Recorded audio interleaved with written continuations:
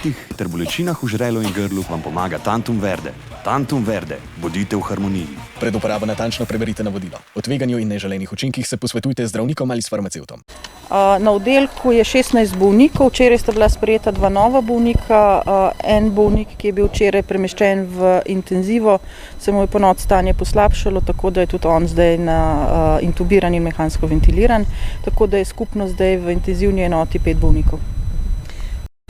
Ja, podatki zaenkrat še niso, bomo rekli, obdelani, tako da je možno, da je eden izmed dejavnikov tveganja tudi povišan krvni tlak, ampak zaenkrat, se pravi, so to osnovni podatki, tako da čakamo na nadaljnejše in kompleksnejše podatke.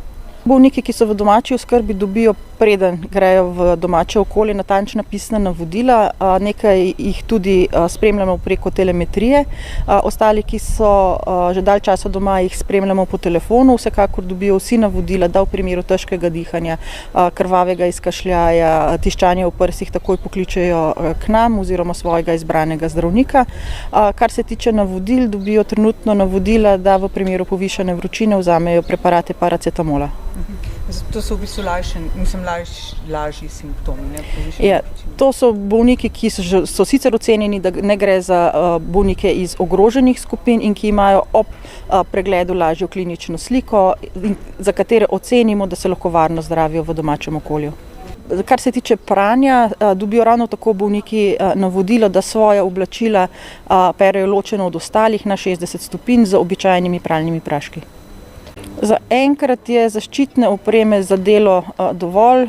Upajmo, da bodo zdaj se te zaloge začele polniti, ker drugače bo seveda tudi v bolnišnicah začelo opreme zmanjkovati.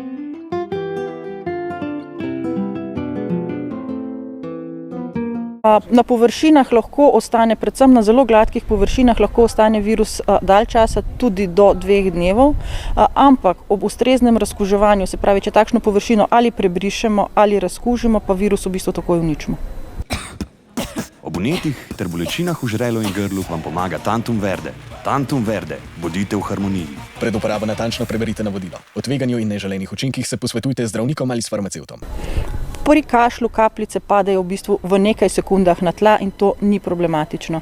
Problematični so posegi, pri katerih nastaja aerosol, to se pa v domačem okolju ne dogaja. Se pravi, v bolnišnicah, kadar bolnika intubiramo, delamo bronhoskopijo, gastroskopijo ali druge invazivne posege na področju dihal, lahko pride do nastanka aerosolov. Te aerosoli pa lahko ostanejo v zraku več ur, podobno je tudi pri ošpicah.